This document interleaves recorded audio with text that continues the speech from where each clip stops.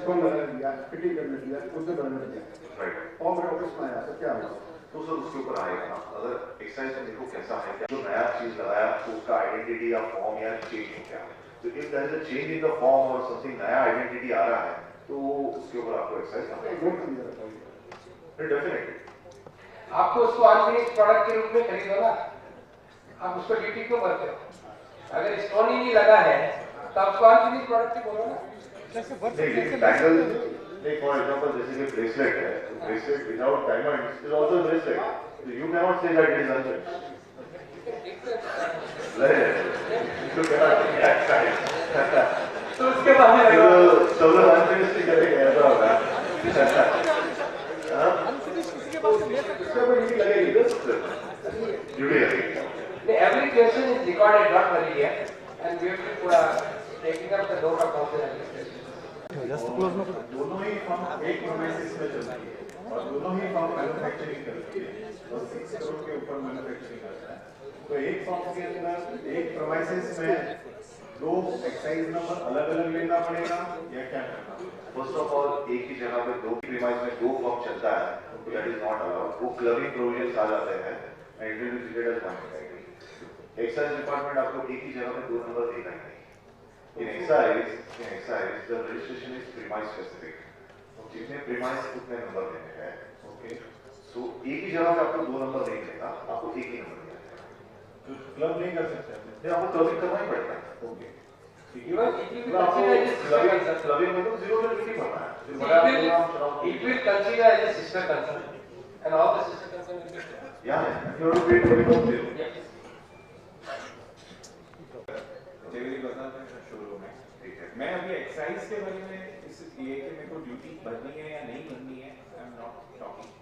अगर मुझे कोई मेरे पास सारा प्रोडक्ट ड्यूटी पेड ही आ रहा है, समझिए हम एक बार ये अज्यूम करते हैं कि सब चीज मुझे ड्यूटी पेड करके आ रही है, मुझे कहीं भरनी नहीं है, बराबर। बट उस निमित्त मुझे अगर इन्वेंट्री रखनी है कि वो इन्वेंट्री कैसे रखी जाएगी, प्रोडक्ट वाइज, आइटम वाइज, और अगर मैं वो आइटम वाइज रखता हूँ, ड्यूटी पेड है और वो दो टुकड़े में मुझे बेचनी है वापस कोई रीजन से कि उनको यही चाहिए और वो नहीं चाहिए, तो उस समय वो केस में क्या किया जाएगा? So first of all, अगर आप रिटेलर कंट्रोल लीजिए, because you are a pure trader, आप जो स्टॉक आज जैसे भी मेंटेन करते हो, आप कल भी वैसे ही कर सकते हो, because there is no provision under the excise to catch a trader.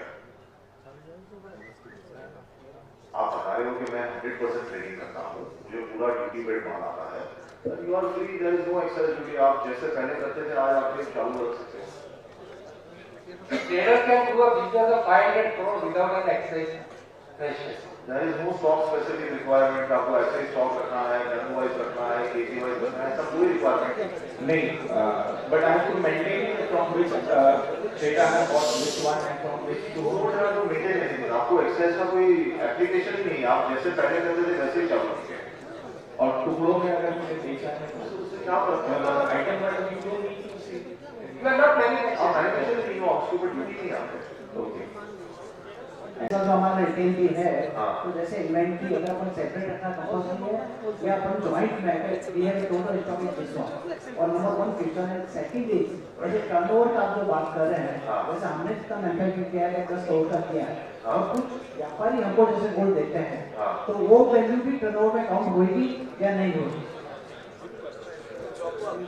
जैसे व्यापारी हमको माल बना के हमको देते हैं, हाँ। हम कारीगर से माल बनाते हैं, तो we are getting a 10 That I kilo have 20 kilo. already answered, sir. हाँ। लेबर सेल्स एक्सक्लूड करना है, ट्रेडिंग करना एक्सक्लूड करना है। नहीं, that is right, sir.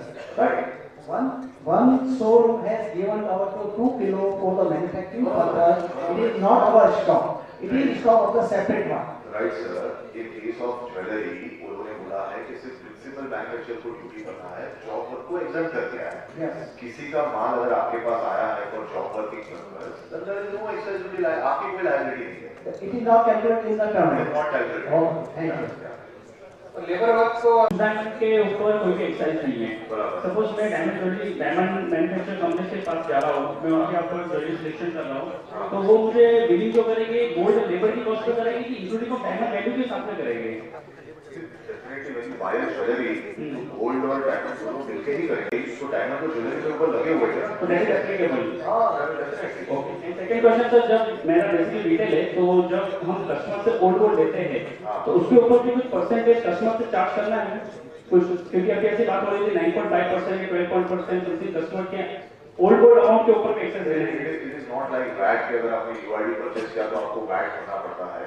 Excise में ऐसा कोई प्रोविजन आपको यूआरडी का कुछ बनाया कुछ भी नहीं है। नहीं। Thank you. थोड़ा सा रेस्टलेस में मुझे लग रहा है, थोड़ा सा आप बहुत हुई थी, क्योंकि जो भी सवाल यहाँ पे आपने खड़ा करेगा वो कहीं ना कहीं हमको भी उसका फायदा मिलेगा। थोड़ी सी बस एक 5-10 मिनट की बात है। मैं एक सवाल बहुत था, शायद आप लोगों के ध्यान में आया या नहीं। देखिए, कलर स्टोन और स्टोन के ऊपर एक्सेस नहीं है। आपने 5 ग्राम की अंगूठी बनाई, उसके ऊपर एक्सेस देनी है। अगर आपने 2 कैरेट का हीरा अगर आपने लिया तो हीरा अगर मैं अकेला बेचता हूँ तो एक्सेस नहीं है, बराबर। लेकिन अगर उस हीरे 2 कैरेट के हीरे को अगर मैं अंगूठी में लगाता हूँ तो प्रोडक्ट की वैल्यू 10 लाख हो जाती है। बिल्कुल सर, वो बात सही है। I think we had a discussion उसके बारे में। अगर ऐसा होता है कि अगर हीरा आपको अलग से आपका कस्टमर दे देता है और अंगूठी के ऊपर आप सिर्फ लगा के मजदूरी लगा के तो the duty should be only considered as a labor charge, or whether it should be only on the ring portion or it should be on the total portion. तो ये तो सर उनका जो क्वेश्चन था ऐसा ही हो गया कि उन्होंने अनफिनिश प्रोडक्ट या सेमी फिनिश या एक एंगल ले लिया, उसके ऊपर अपने यहाँ पे ज्वेल्स के स्टोन वगैरह लगाया तो उसके ऊपर ड्यूटी आ गई थी। ड्यूटी आएगी sir, because is a Yeah, I'm giving the other questions. Customers ने मेरे को एक 2 कैरेट का हीरा दिया, हाँ और मैंने उसको एक अंगूठी बना के दी है, हाँ और उसको 2 कैरेट का हीरा फिट किया है। हाँ। तो मेरे लिए वो जॉब पर किया जाएगा या मेरे लिए वो एक्सेस पर जॉब है? सर इसके लिए हमको क्लैरिफिकेशन चाहिए, क्योंकि रिंग तो आपने खुद बनाई है, तो ring is amounting to manufacture. जो आपने उसके ऊपर जेम्स लगाया है या जो आपने डायमंड लगाया है, दैट इज समथिंग आप लोगों के ऊपर लेबर जॉब हो गया, but it will B look into totality कि ये पूरी रिंग विद डायमंड हो गई है तो उसके ऊपर ड्यूटी आनी चाहिए। So you just make out the presentation. Yeah. You make sell the ring first, and then sell the ring. You are. This is just for your idea, friend. This is nothing. You are looking out for a way कि हम कैसे exercise करते हैं। बात के लिए जाता है, हर जगह मैं बैग लेके घूमता हूँ, होलसेलिंग करता हूँ एग्जाम्पल, तो मैं कितनी बार एक्सरसाइज का बिल फाड़ूंगा? और अगर मेरा 6 करोड़ के अंदर है तो मेरे को ये सब पेपर वर्क भी मेंटेन करना जरूरी है, नहीं जरूरी है? देखिए सर, 6 नेशनल पेपर वर्क तो एक्सेल आने के बाद भी नहीं बना है।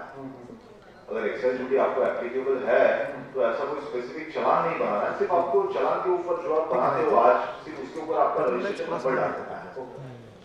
बाकी you don't have to maintain. That's what I'm telling, that even for other industries apart from jewelry there are no statutory records कि आपको कोई स्पेसिफिक यही फॉर्मेट में इनवॉइस बनाओ या यही फॉर्मेट में चालान बनाओ, ऐसा कोई रिक्वायरमेंट नहीं। मैं 10 अलग-अलग कारीगरों के पास देता हूँ तो मेरे को उनका अलग-अलग एक्सरसाइज के हिसाब से कोई बिल नहीं पड़ना, जो वाउचर मेंटेन जैसे कर रहा हूँ। बिल्कुल बिल्कुल।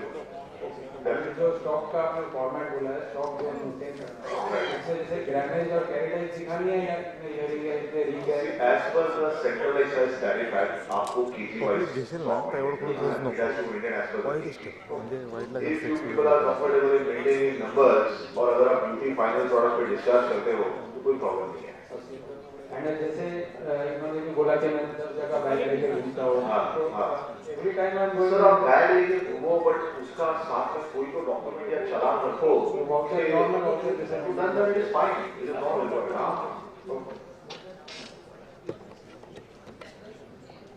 समझो कस्टमर चुना से सोना बेच रहा है अपने पास, तो उसको कौन से ड्रेस से दिया जा सकता है? तो उसका बिल नहीं रहेगा, बराबर। तो फिर वो कौन से ड्रेस से दिया जाएगा? इफ कोई कस्टमर आपको ज्वेलरी बेच रहा है, ज्वेलरी है ही नहीं, ज्वेलरी ऑलरेडी बन चुकी है, वो आपको बेच रहा है, आप बाई कर रहे हो, it's a normal sale transaction. नहीं, उसको कैश चाहिए रहेगा, तो कैश चाहिए रहेगा, उसका एक्साइज से बिल लेना है। Excise has nothing to do with whether you are giving cash or check or something of that sort. I think मुझे ये पूछना है सर कि अगर जो 6 करोड़ तक एग्जेम्प्टेड है वो टैक्स नहीं लगाएगा, जैसे कि मैं 6 करोड़ के ऊपर हूँ, मैं अगर आगे 1% एक्साइज ड्यूटी लगा के देता हूँ तो कस्टमर तो डिवाइड हो जाएगा मेरा, मुझसे 1% वाला टैक्स भर के नहीं लेगा, मुझे बोलेगा मैं आपसे परचेस भी करूँ, मुझे 1% महंगा पड़ रहा है, वो तो 6 करोड़ वाले के पास जाएगा। इन केस दैट मेरे को लॉस ही हो रहा है, मेरा सेल कम हो जाएगा। सर वो तो हर एक सिंपल तो वेरी सिंपल है। तो मुझे तो ये बताना है कि मैं आपके बोलो कि आगे जो बैठे हैं उधर इस चीज की भी कुछ हो सके तो इट्स वेरी गुड। ठीक है, उसमें ये जो इशू है ना वो इशू सबके लिए है, ये हर इंडस्ट्री का इशू जो बात कह रहे बराबर है। लेकिन नॉर्मली ये जो रहेगा कस्टमर के ऊपर, देखिए फर्स्ट इनवॉइस वैल्यू पे, अगर मैं रिटेलर हूँ मेरे को फर्स्ट इनवॉइस वैल्यू पे कस्टमर मैं होलसेल से माल को ले तो क्या मैं कस्टमर से नहीं लूँगा? मेरा जो कस्टमर का सेल का प्राइस रहेगा वो सेल के प्राइस में ऐड करके वो प्राइस में लगाऊंगा। अब एक क्या मैं क्या कस्टमर से मैं नहीं लूंगा, लेकिन मेरी जेब से भी नहीं भरूंगा, क्योंकि अगर मेरे कॉस्ट 1% बढ़ी है तो मैं 1% कॉस्ट कस्टमर से इसमें नहीं लूंगा तो मेरी प्राइस में ऐड करूंगा। वी हैव बिजनेस में we have to come out से भी आपका ये बात है कि मैं 1% कस्टमर को लूंगा, कस्टमर से नहीं जाए। नॉर्मली मैन्युफैक्चरिंग के पास कस्टमर डायरेक्ट नहीं आता है, डायरेक्ट कस्टमर आता है रिटेल में, और रिटेल के स्टोर में आपको अपनी प्राइस के ऊपर ही ऐड करना है, कस्टमर को नहीं लेना। ये बेटर प्रैक्टिस रहेगी। अगर कस्टमर से आप लेने के चक्कर में रहोगे अलग बता के तो फिर आपको पूरा रिकॉर्ड रखना पड़ेगा, क्योंकि आप फर्स्ट इनवॉइस पे ले सकते हो। देखो आप एक ध्यान रखिएगा, मैं एक्सप्लेन कर लेता हूँ उसको। मैं होलसेलर हूँ सर, आई एम होलसेलर। हाँ, तो फिर वो मेरे रिटेलर जो आएंगे बहुत हाँ रिटेलर डिवाइड हो जाएंगे सर, मेरा बोलना हुआ है। आप होलसेलर का वैसे भी 1.5% में धंधा करते हो तो आपको तकलीफ पड़ने वाली है। तो वो तो उल्टा हमारे रिटेलर के लिए फायदा है कि आप थोड़ा कम मार्जिन आपको बढ़ जाएगा। Anyway we have to address all the issue. ऐसा नहीं है कि नहीं करेंगे, निश्चित रूप से ये कंसर्न तो है, ये कंसर्न सबके लिए है। बड़े रिटेलर बोलते हैं कि हमारी तो हम लोग तो एक्साइज के साथ ही बेचेंगे, जो छोटे रिटेलर जिनको एक्साइज लगती नहीं है वो भी हमारे कॉम्पिटिशन है, ये सब है। लेकिन these are part of business friends. आप एवरी प्रॉब्लम का हमारे पास सॉल्यूशन नहीं हो सकता है, लेकिन we will try to get all solution जितने हो सकते हैं। आप 100 में से 100 सॉल्यूशन कभी भी नहीं हो सकता। That is one thing. Sorry मैं इंटरप्ट कर रहा हूँ, मैं ऑलमोस्ट गोस्वामी बनने की कोशिश नहीं करूंगा, लेकिन एक थोड़ा सा मैं 2 मिनट क्वेश्चन आंसर से ब्रेक चाहूंगा। We have only 20 minutes more for the hall. It's very important for me कि जिस आदमी ने ये एंटायर इवेंट को सपोर्ट किया है, and I will request him to come and say a few words to you for 2 minutes. Mr. Bhavesh Kataria is an MBA by qualification and he's from Kataria Jewelry Insurance. They are the only ones who insure us so that we can do our business with peace of mind. He's a dynamic person who is a very integral part of the jewelry trade. May I request Bhavesh Kataria to come on stage amongst your loud applause for the Welcome on. At Kataria Insurance, हम आपके साथ सिर्फ insurance के लिए आपके साथ नहीं है, इनफैक्ट अपने ट्रेड से रिलेटेड सारे इश्यूज, चाहे हॉलमार्किंग हो या पैन कार्ड इशू हो या एक्साइज इशू हो, we have always been with the trade. कुछ ज्वेलर ने मुझे पूछा कि भावेश भाई जब हम फाइट कर रहे हैं एक्साइज रोल बैक के लिए तो ये सेमिनार और सेशन रखने की क्या जरूरत थी? तो मैंने उनको भी यही बताया कि सर आप ज्वेलर्स की वजह से ही हमारा अस्तित्व है, ठीक है? हमारा business is interdependent with your business. कोई भी प्रॉब्लम जो आपकी बिजनेस को है वो इनडायरेक्टली हमारा प्रॉब्लम है। आप हमें आपके ऑफिस बुलाते हैं और आप इंश्योरेंस के टर्म्स और कंडीशन समझने के लिए हमारे से चर्चा करते हैं। सिमिलरली आप हमें पूछते हैं भावेश भाई अगर मैं माल लेकर जा रहा हूँ रायपुर और रास्ते में अगर कोई बैग चोरी हो जाता है तो इस तरह से अगर माल जाएगा तो क्या मुझे इंश्योरेंस क्लेम मिलेगा? या आप हमको पूछते हैं कि भैया मैं इस तरह से वाउचर मेंटेन करता हूँ तो अगर कोई क्लेम हो जाता है तो मुझे पैसे मिलेंगे। इसका ये मतलब नहीं है कि आपको कोई क्लेम कराना है या आपका कोई आप चाहते हो कि नुकसान हो। हम सब चाहते हैं कि हमारा कभी कोई नुकसान नहीं हो, हम सब चाहते हैं कि सेफली हम बिजनेस करें, but for a safer side हम सारी चीजों को समझने की कोशिश करते हैं। इसी तरह से दोस्तों हम सब, जैसे दिनेश भाई ने बताया, there are people who are working in Delhi, हम सब लोग कोशिश कर रहे हैं एक्साइज रोल बैक करने के लिए भी, but at the same time as a safer side we are here understanding कि अगर एक्साइज लग जाती है तो हम कौन सी स्थिति में होंगे। एंड आई रियली अप्रिशिएट कि आप सब यहाँ पर आए इतने शॉर्ट नोटिस पे. I am very grateful to all. Thank you very much. Thank you, Bharat. There's a request. There will be 3 more questions only because we have time only for that because आपका explanation आएगा. सीधा North Zone पे. Before you taking a question, I also want to thank for this program BBC Logistics also. They have also supported and they are co-sponsor for this program. And there are few like-minded jewelers also who have supported this program, but they don't want to give their names. So I wholeheartedly we thank everyone, and we thank all of you who have been here. We are taking last 3 questions, so please try to take if it is a new question, and it will be beneficial to everyone. I will appreciate. So I am a retailer and talking about the UID program, like while we are sending for hallmarking and getting it back, so I will maintain an itemized stock. Now, for example, if a customer asks to make some alterations in a necklace, and if I am selling it after altering it, would I have to maintain all the records as to, because my item wouldn't tally with the original item. So is it important for us, for excise purposes, to have an itemized stock tallied at all times? No, itemized stock is not required at all. For example, if you sell a particular item and it will come back, so we don't need an item to item stock. We need a stock in totality. Say for example, we are having 50 kg of stock, that will suffice. We don't need item by stock. But what about, now they are going to implement this, the UID thing. Okay. Then I have to tally with my, because all these... You are right, if there is a requirement in some other law and you comply with that, then that is a different... See, I'll give you a reply. It's related to BI. Yeah. It's a hypothetical question here. Yes, UID is going to come because the government is very, very keen to introduce the UID because they want to track down each and every process of the industry. And that's why in the beginning only I told you that we have 2-3 hours a year's time, so that we will अपनी जो position है उसको बढ़ा लेते हैं, system में हम लोग आ जाए तो हमारे लिए ज़्यादा बेटर है. लेकिन जो भी एक्ट आएगा, बीआईएस का हो, एक्साइज का हो, वेट का हो, जीएसटी आने के बाद डॉक्यूमेंटेशन करीब सबके एक रहेंगे और जीएसटी में जितने डॉक्यूमेंटेशन आएंगे वो बहुत ज्यादा आएंगे. मैं आपको बता देता हूँ क्यों कि जो आप आज वेट के अंदर J1 J2 फाइल करते हैं, टीडीएस के अंदर अभी हम लोगों को क्रेडिट डायरेक्ट मिलती है. पहले जैसा था कि हम टीडीएस का फॉर्म दे देते थे, हमको जो क्रेडिट मिल जाती थी वो अब बंद हो गई है. तो वो जो प्रोसेस जो डायरेक्ट इन्होंने इन्वॉल्व किया है, इसके कारण से डॉक्यूमेंटेशन हमारे बढ़ेंगे, लेकिन वही हमारा ईज ऑफ डूइंग बिजनेस भी बढ़ेगा. उसी के कारण से आपका तो ये जो बहुत सी चीजें हाइपोथेटिकल है, अपन उस पर बातें नहीं करेंगे. ये जब आएगा तब आएगा. आज की तारीख में आपको एक्सेस के लिए कोई स्पेसिफिक डॉक्यूमेंट्स और रजिस्टर नहीं करेगा. That is the one thing. Sir मैं बांद्रा से रिटेल शोरूम चलाता हूँ. अभी सर 2 डिक्लेरेशन की, अगर वो लिमिट कब, पहली बात तो वो हमें कब डिक्लेरेशन फाइल करना है, और दूसरी चीज अगर हमारा सेल 6 करोड़ के अंदर है तो आपने जैसे बताया कि बिल के ऊपर हमें नोटिफिकेशन लगाना है, तो नोटिफिकेशन क्या होगा और we have to put it from very first bill means for 1 April.